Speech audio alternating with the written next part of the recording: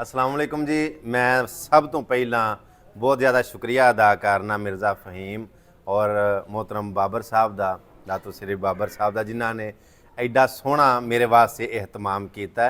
इस time Malaysia असी Kuala Lumpur यानी दारुल हुकूमत है मलेशिया का, असी इस टाइम उत्थे हाँ। 1 मिलियन फॉलोवर का अज केक कटिया गया मेरा फेसबुक के उत्ते। मेहरबानी, जज़ाकल्ला, तुहाडा बहुत बहुत शुक्रिया। वैसे ए वेखण दे विच थोड़े जी नज़र आ रहे ने जिन्हां ने मैनू सैलीब्रेट किया और इन्हां मेरी 1 मिलियन फैन फॉलोइंग अवैस घुमन सियालकोटी पेज ते पूरा होने ते आया जी खुशी मनाई। लेकिन जेडे दोस्त मेरे कोल ने कई मुल्कां दे विच ने, पूरी दुनिया दे उत्ते चढ़दे पंजाब तो लैके ते सारी दुनिया दे विच जेडे मैनू वेखदे ने, ज़ाहिर 1 मिलियन इस तरह ही इकट्ठा होया ना।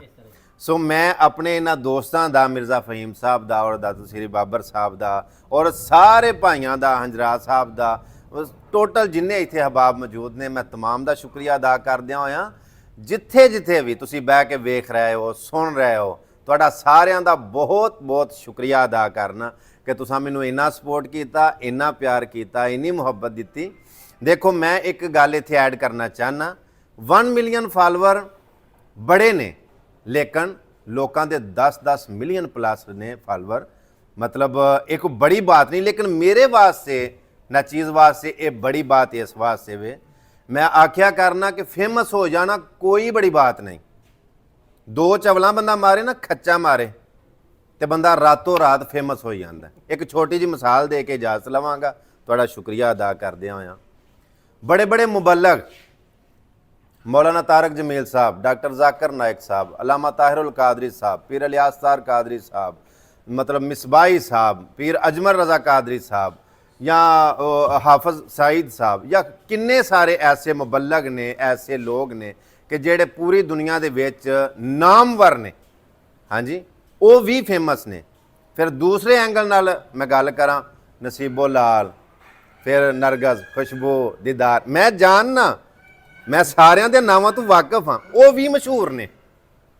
अच्छा, वो मुबल्लग जिन्हां दे मैं नाम लए ने, वो भी मशहूर ने और वो भी मशहूर ने। सिर्फ फर्क है वेखना है वो किस लैवल ते ने, किस वजह तो मशहूर ने, तो वो किस वजह तो मशहूर ने। सो 1 मिलियन फॉलोवर हो जाना कोई बड़ी बात नहीं, कोई बड़ी फैन फॉलोइंग नहीं, लेकिन 1 मिलियन फैन फॉलोवर इकट्ठे करना चंगा काम करके, ये बहुत बड़ी बात है। और मैं तुहाडा सारियां दा आखिर ते शुक्रिया अदा करदे होए इजाजत लेना कि एक बारी नहीं, 2 बारी नहीं, 1000 बारी नहीं, लाख बारी नहीं, तुहाडा मिलियनर शुक्रिया अदा करना कि तुसां मैनूं बड़ी सपोर्ट की। कोई गलती, कोई कताई, कोई मेरे को बाई मिस्टेक कोई ऐसा लफ्ज़ निकल जाए कि जेड़ा मतलब कि नहीं बोलना चाहिए, तुहाडी दिल आज़ारी होई होवे कदी, तो ओहदी माजरत चाहना। मैं आइंदा भी इंशाअल्लाह ऐसा वर्क करांगा कि तुहाडा सारियां दा दिल रूह राज़ी हो जाएगा और इंशाअल्लाह तुसी खुश होवोगे। अज दी साडी जेड़ी मतलब खुशी 1 मिलियन जी खुशी दे केक कटिया गया, ये ग्वाला रेस्टोरेंट और कोलालमपुर दे विच जेड़ा चौकट है ना, इत्थे ग्वाला रेस्टोरेंट दे उत्ते ये मेरे भाइयों ने, मिर्ज़ा फ़हीम साहब ने और दातो श्री बाबर साहब ने और दोस्तों ने मिल के एहतमाम किया। तमाम दा बहुत बहुत शुक्रिया। दे नाल मैनूं इजाजत दिओ, मिलने एक नवी वीडियो दे नाल। अल्लाह पाकिस्तान जिंदाबाद। अवैस घुमन सियालकोटी साहब जिंदाबाद, अवैस घुमन सियालकोटी साहब जिंदाबाद, दातो श्री बाबर शहजाद जिंदाबाद, मिर्ज़ा फ़हीम साहब जिंदाबाद। Thank you so much. Allah.